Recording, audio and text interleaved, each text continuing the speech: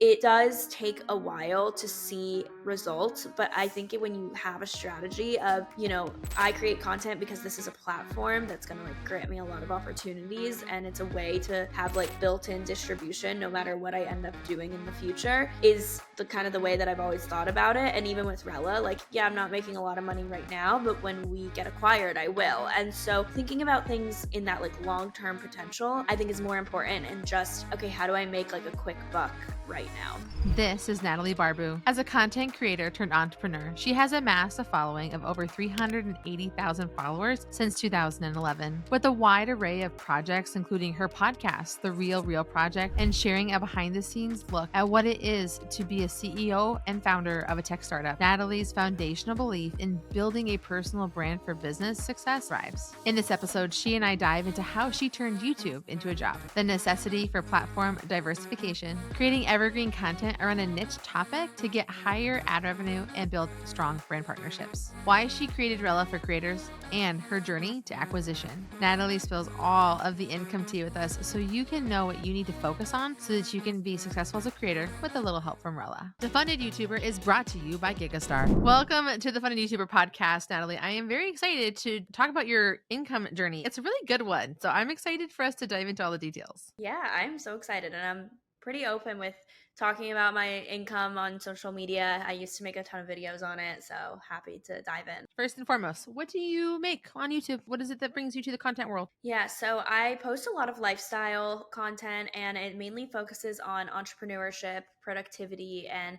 motivation. I always like to say that I like to like encourage people to, either start something or, be curious about that passion project and like go for it. And so I hope my channel kind of brings that motivation to my audience. How did you get started with this kind of content? So I started on YouTube forever ago. I started in 2011, so very early days, but it was not this type of content, obviously. I was posting actually a lot of like fashion and makeup videos back then, which I still like to post like on my Instagram, or I'll include it in vlogs like hauls or what I'm wearing. It's definitely still an area of interest for me, but not my main topic like content anymore. So I started getting more into like the productivity motivational stuff probably when I was in college, where I was an engineering student, and so I started making engineering content, like not super technical content, but content about what it's like to be an engineering student, what the day a week in my life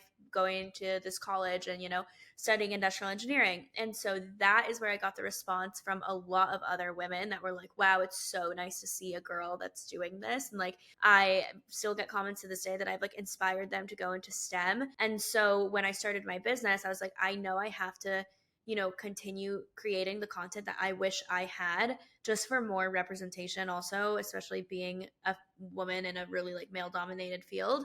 So that's kind of where I first got started with like seeing that people kind of turned to my content for that like inspiration and productivity tips and like representation for women in these fields that we're traditionally not in. All right. I mean, we could dive into all of the details about like women and male dominated spaces and all that stuff, but we're trying to hold myself back and keeping it on the money. So when we talk about like you graduated from college, all that stuff, what did income look like for you at that time? And when did you decide to make YouTube the priority for basically becoming like your job? Yeah. So when I graduated college, I was already doing social media for like 8 years at that point. So it was a really long time of doing it. And I definitely, at 8 years, you would think like you could do this full time. But like I've said before in like a bunch of other podcasts, my growth has been very slow and steady. Like I was always just very consistent, but it was never this like viral moment.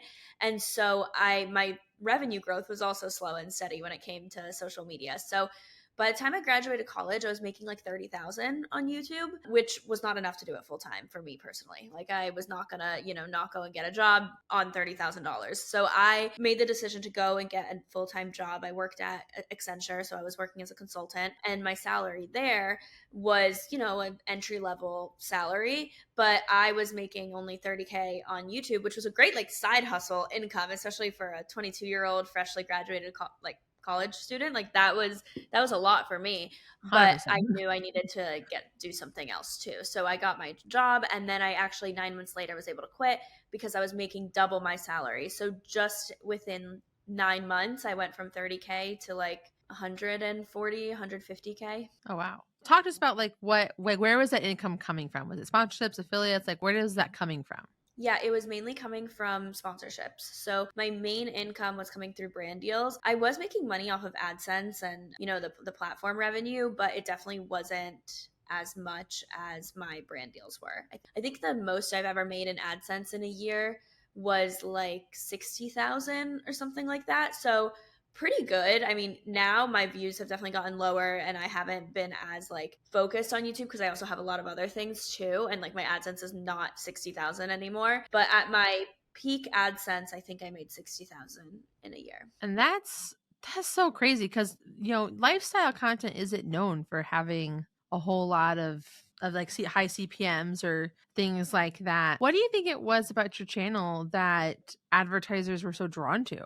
Yeah, I mean, I did post lifestyle content, but I always posted financial tips or like business tips at the same time integrated in that content.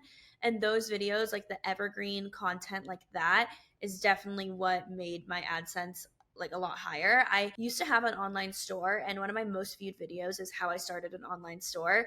That AdSense was for years, like even like 4 years after I posted it, was one of the top videos of the year, like the video that made me the most money that year. Still your third most popular video. Yeah, no, it's like that video has made me so much money, and it was a video about business, so like those videos definitely do a lot better over in the long haul. So you've been doing this obviously for a minute. Share with us some of your biggest like income victories, and then we're going to want to talk about some of your horrible money situations. Yeah.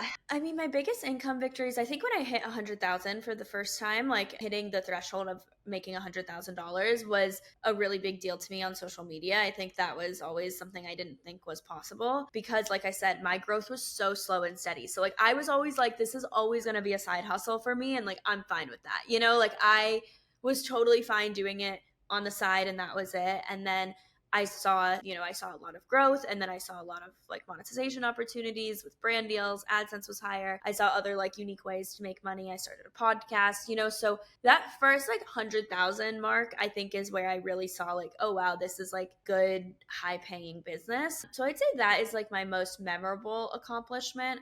And then also I had hit 200,000 one year, and that definitely was like a really amazing monetary moment because I was like, wow, I mean, I just like I really never thought that that was possible to do. Like that's a lot of money for, something that I started when I was 15. Okay. Now, what was one of the worst money situations that you have had happen to you as a creator? I can't even think about like worst money situations because I can't think of anything that I did that was like really bad. Oh my gosh, I like honestly can't even think about like a horrible money moment. I mean, I put in a lot of money like when I had my online store. Like I did invest a lot of money into my online store, and then it ended up like not really going anywhere. So I think I put in like $10,000 or something, and then I either broke even or like lost. I don't even know. I was like so not into the numbers at that point. So that was a huge like business mistake. Was I started a business and did not really dive into like a new business plan, like financial planning with it. And so I didn't really have an aspect or like a grasp on my finances. So I think that was just like a huge money mistake, was like, okay, I'm just gonna put in $10,000 and like see where this goes. And I didn't have a plan. And so just like business decision wise, it was pretty bad. But I'm glad I learned early. Like I still don't regret it because I think I needed to learn that lesson with $10,000 rather than $100,000. So I am glad that I learned it at that point. But I don't have any like huge money mistakes when it comes to being a creator, which I'm really grateful for. I've stayed like very lean. Like I wouldn't say I'm a frugal person at all, but like I like to keep my team lean. Oh, I actually know a mistake. Okay. Okay, I'm ready. This happened when I was really young. So I was really young, so it wasn't that much money. But when I started on YouTube, it was in 2011. By the time it was like 2012, 2013, there was this thing called Style Hall, and it was like an MCN. Like they told me that they would get me higher paying AdSense ads, and so my ads would increase, and they would give me like copyright free music, and they would be a YouTube support and like kind of like work as like my manager. And I signed in like 2012 or something like this. I signed a 4-year contract with them to take 50% of my ads, like an insane amount of ads, like 50% rev split, 4-year contract. And like by the time I was in 2016, I was already making like not a lot of money, but like a couple $1,000s, each year off of AdSense. And I was stuck into this contract for 4 years, and it auto renewed for another 4 years if you didn't tell them. And so I thank God I did tell them. Like I was like very proactive about it. But signing anything for over a year and signing anything that's like a 50% rev share for them essentially doing nothing was like the biggest mistake I could have done. We've heard some bad things on MCNs on this podcast before, where a lot of it is just like lots of overpromising and massive amounts of under delivering. Like it just wasn't worth it. And then they just got to mooch off of the creator's hard work. Was that like the overall experience you also had? Yes. Yeah. I felt like they literally did nothing. Like I couldn't tell you a single thing that they did for me. They never increased my ads. They were not a manager. They were not even reliable if you wanted to talk to them. And then they just took half of my AdSense. That's awful. I'm so sorry that you had to go through this, but I'm glad that you were able to get out of that and learn from it as well. When did you make the decision to diversify into Instagram and TikTok? And what is that strategy that you're doing for that content creation? So I think naturally as any creator, you're going to want to diversify on different platforms. Like if you are a content creator on a specific platform, I highly encourage that you have at least 2 other platforms that you're posting on and building an audience on, because you never know what's going to happen. I mean, we even see that with TikTok right now, like a potential TikTok ban could happen. And all of these people that are only posting on TikTok, like what are you going to do? Like people easily forget you. And so you need to make sure that you have a community built in other places. So for me, when Instagram started becoming popular, I just like naturally went to Instagram and started posting on there and started bringing my YouTube audience to Instagram. And I will say for a long time, I became very comfortable with YouTube being like the top platform. And I wasn't necessarily prioritizing like Instagram specific content to grow community. It was more like my YouTube people funneled to Instagram. And then when TikTok came around, I wish I would have bounced on that opportunity earlier. Like I think if there's a new social media platform, start experimenting with it, because you never know. And in the very beginning days, that's when people start like that platform is going to push creators. And so you want to start experimenting with it early, which I wish I did on TikTok. But now I've kind of reshaped my thinking from just saying like, okay, YouTube's my top platform, they'll funnel into Instagram and TikTok. And I started planning out content specifically for like short form videos. So not just thinking, okay, I'm just going to post my life and like, my community on YouTube will care because they follow me on those platforms, and like that's how I'm going to grow my audience, because nowadays you have to have a strategy for each one, unfortunately. And so I really plan my content on TikTok, Instagram, and YouTube, and they're very different. Like I plan different videos for all of them. How does this diversification, one, I mean, it's obviously a time commitment because you're doing it like the best way, which is each platform has its own version of you and its own strategy and its own content. How does that affect your income opportunities? Like, are you able to increase them? Are you more selective? Like, how has your income changed from doing all of this? It definitely increases my income potential, because now majority of brands today that want to work with me want to work with me on Instagram or TikTok. It's actually not YouTube. Like Instagram and TikTok is where I get the most amount of brand deals now. YouTube, I still have like longer term partnerships because it's a very like consistent platform.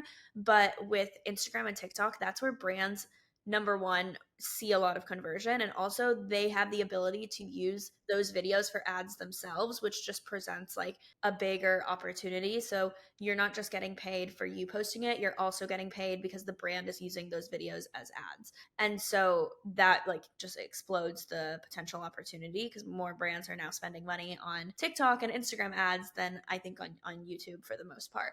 And so I'm able to actually do like bundles where it's like, okay, like if you pay for, I'll post on Instagram, I'll post on TikTok, and I'll post on Instagram stories, and it's like that bundle is worth a lot more than if they just came up to me just for a reel.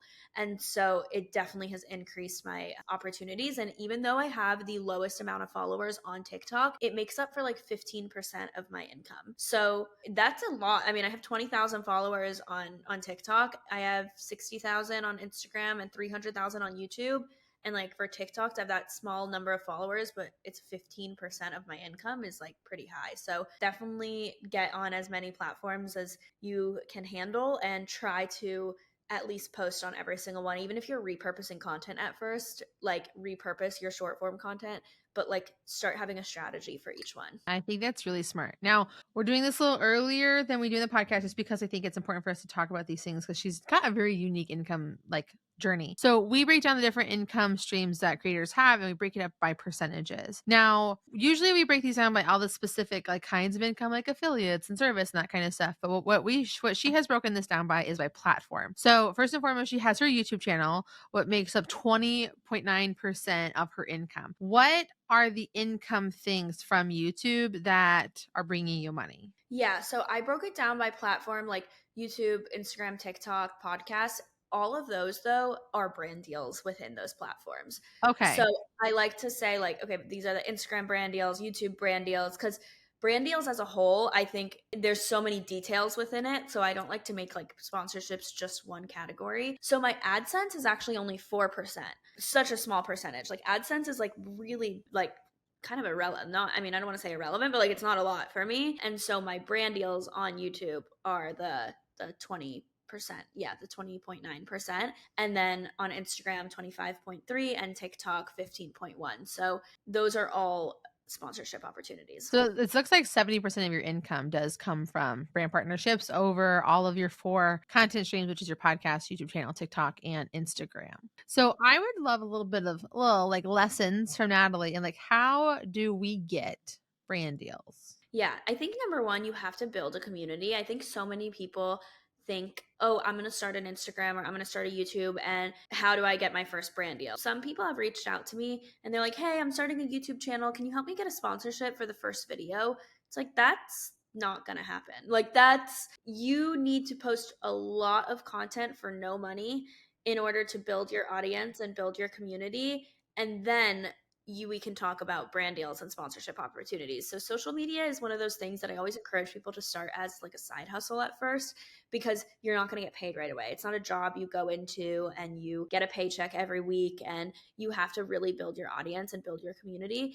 And so first things first, you have to do that. Once you build an audience and once you have people coming back, once you have people engaging and commenting and requesting things, and they get to know you or your content a little bit more, then you can start pitching. A lot of times you'll probably actually get some inbound, but I would start by making a list of like dream brands that you've mentioned in your content, brands that you use that you use every single day. I would make a list of everything that all of the brands that you want to work with and the types of content you would create for them, and then start trying to reach out to a direct contact. So I like using Rocket Reach to find people's emails.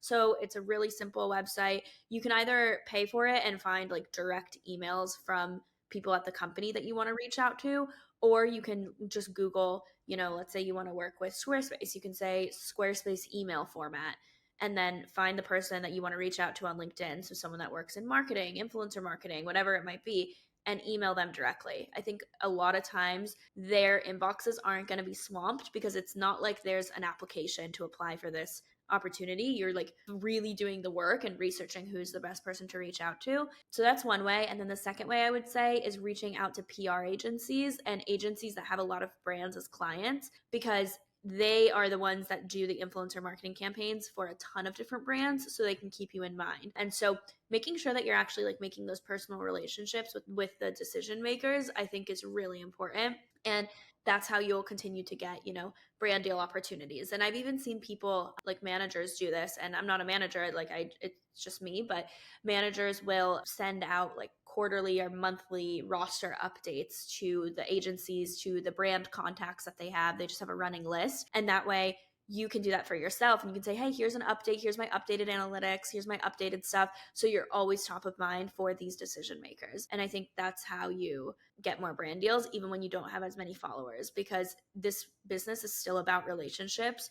Yes, there's marketplaces that you can reach out to and, apply and all of that. And that might work for like one-off campaigns. But if you really want to make like long-term partnerships or have more steady income and, have people that are constantly reaching out to you for campaigns, you have to make these personal relationships with them. Oh my gosh, it's so helpful. I want to give a suggestion too as a ways for people to connect. This is women specific. There's an organization that's called Women in Influencer Marketing. That's a really great organization because this, like you had mentioned before, that PR agencies and talent managers and stuff, they're the ones that do the work with the brands. There's often times if there's someone at a brand that does like influencer outreach marketing, all that kind of stuff, they're working with a person that knows the people. So it's like these smaller agencies and companies that put on like the pop-ups and they have the networks of people and they do this stuff. Then the person at the company is the one that coordinates a lot of that stuff. So what I love about WIM is that it's a great place for you to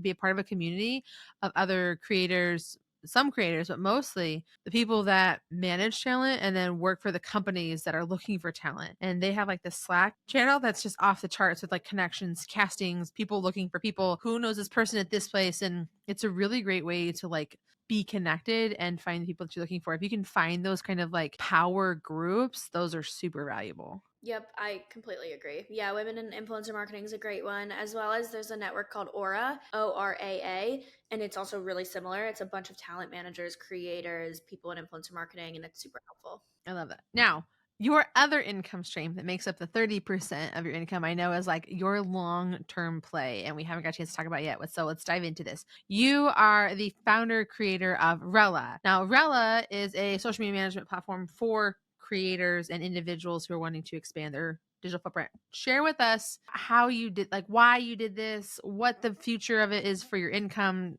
Give us those things. Yeah. So Rella is a project management tool for any creator or social media manager. So whether you are representing yourself, you're representing other clients, or you're posting on behalf of other clients for social media, it's really for anyone that works in the social media industry. And so you can manage all of your campaigns, collaborate with your team, and then send, share, and upload content across platforms really easily. So it's really made for people that work in social media. And I have been working in social media as a creator for the past 13 years. I've also actually personally helped manage a few creators myself for about a year or so before starting this. And then I also had an agency where I helped like run brand social media accounts. So I've really had my hand in like every aspect of the social media industry, I would say. And so this really came out of like a big frustration I had that I was using so many apps to run my business and manage my personal campaigns, my creators campaigns. I used all of the content planners to manage my, social media clients. And it was just very frustrating, all of the different tools I was using to piece together. And I wanted something that really simplified it and was specifically made for the social media industry, which is what Rella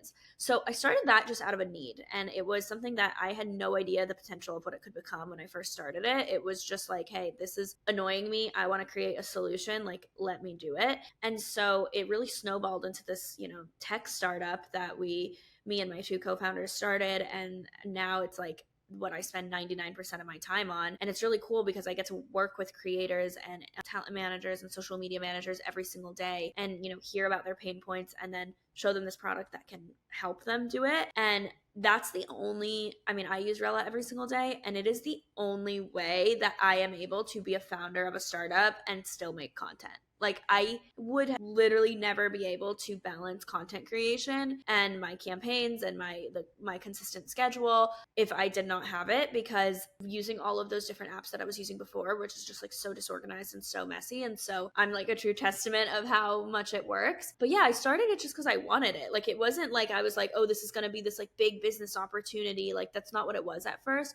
Once now that we've started it, I'm obviously seeing like, okay, like I think this can become a huge revenue opportunity in the long term. So right now it's not really making me a ton of money, but in the future when Rella gets acquired, like that is where I think that will like put me in a really good position financially. What is the difference from a project management tool versus a social media management tool? Yeah. So project management tool like Notion or Asana is very generic. Like any type of business can use it. The difference between our tool, like a social media management tool, is that it's specifically made for the social media platforms. So not only do we integrate with these platforms and you can auto post and like distribute across platforms, but when you're sending and sharing content, we keep in mind obviously the video file, but the caption, the hashtags, the thought process of when you're planning content, like what does that look like? Like it starts with an idea and then you can build it out with like the notes that you have, the to-do list items that you have, then you upload the content and you can share the content and get feedback directly on it, and it's like very tailored to this industry and to the steps that you're taking in this industry. And of course, it's integrated with the platforms versus a project management tool, like let's say Notion is like, you really have to build out templates in order to make it work for your industry.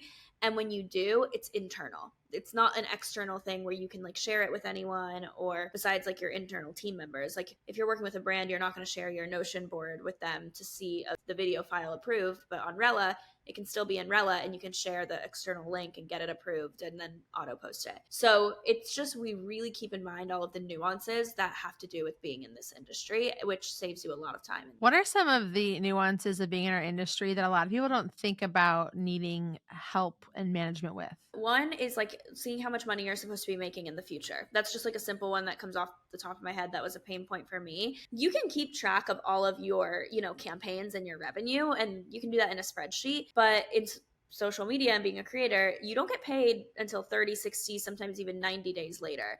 So keeping track of how much money am I making next month? Like, what does that look like? Because next month I'm getting paid for something I did in January, And so like that report is a little bit harder to do on your own. Whereas on Rella, we like automatically track all that and give you the estimated payments. We tell you which platform made you the most money, which month you made the most money. And that's even how I got the percentages for like figuring out the percentages for all my platforms, was because I'm tracking everything on Rella. So it's like really easy to pull that data. And then even like little nuances, like we send a weekly text message reminder if you opt into it, with like, hey, this is what you have going on this week. These are the deadlines. These are the posts that you need to get, have uploaded. These are the to-do list items. And it's nice because it's like, oh crap, yeah, I have to film something tomorrow, or syncing with Google Calendar. Like I still love Google Calendar, even though I obviously have things on Rella.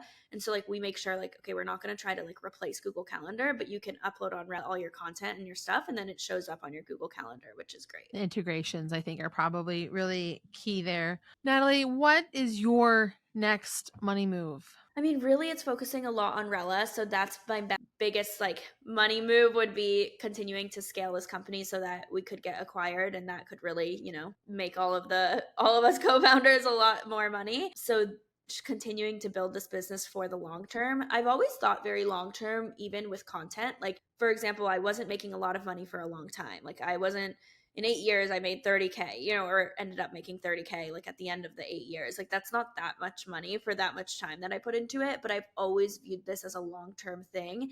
And I'm so glad that I stuck with it, because then the next year I made 150, so it does take a while to see results. But I think when you have a strategy of, I create content because this is a platform that's going to like grant me a lot of opportunities, and it's a way to have like built-in distribution no matter what I end up doing in the future, is the kind of the way that I've always thought about it. And even with Rella, like, yeah, I'm not making a lot of money right now, but when we get acquired, I will. And so thinking about things in that like long-term potential, I think is more important, and just, okay, how do I make like a quick buck right now? So usually I end the podcast with this question, but I have to ask you a little bit more about this decision about building Rella with intention to sell it. What is that about? Like, it makes a lot of sense. Like, I get it, but I want to know like why that's your decision, is to make something cool that gets acquired. Where did that decision and all that come from? Yeah, so with software, it is a little different than like if I just had like an online store, for example, or like an agency, where that acquisition isn't usually the goal for that. But for us, because we went down like raising venture capital, and we are a software company, which is really scalable, like you don't need a lot of team members in order to scale it to make, hundreds of millions of dollars, then the goal for us is to be a venture exit. So have either IPO or get acquired for a lot of money. And realistically, for the type of tool that we are, I see acquisition more in our future. And so it's always been a goal of mine to build something build a really great product and then be able to walk away from it. Like, I don't want to be doing this forever. I want to build something really great, have something to show, and like I'm totally fine with handing it off to someone else. But for me, the most fun part is like the building process. I'm not like married to the business where I need to be around for the entirety of it. I think that's a really powerful and important sentiment of not being married to something, because then you're not willing to try things that are new or hard or take criticism and go through the growth. Like if you're too committed to something and like you dig your heels into it, it can become stagnant and you could be hurting it in the long run. And the number one rule of business is to build for your exit. And I know that's a really odd concept with creators, especially because so many of our creator businesses are built around our faces and like our lives. So it's an interesting concept to really grasp. And I think that there's a lot more for us to kind of think about and see that'll be happening more as creators can evolve out of just being personalities and into media companies and brands. Yeah, and I think that's what's so different about building Rella versus just like my social media platforms, because I always viewed my personal social media platforms as a platform, to get me somewhere. Like if I build something else, then this is going to help and it like elevates me and it puts me at an advantage over someone that doesn't have, the community that I've built. But with Rella, I've always said I want it to live outside of me, where even though a lot of people know of it as, oh, this creator that started this company, it always makes me so happy when people don't know that I'm the founder and they don't know anything about like who started this company. They just like found it and like are using it because it's a great tool. That is what I want Rella to be. Like, I don't want Rella to be Natalie's company. Like, I want it to be Rella, its own, entity that is successful on its own. I love that for you. I think you're going to be able to get there. We're going to have the links to everything that Natalie's talked about, her channels and Rella, over in our show notes that you can find over in thefundedyoutuber.com.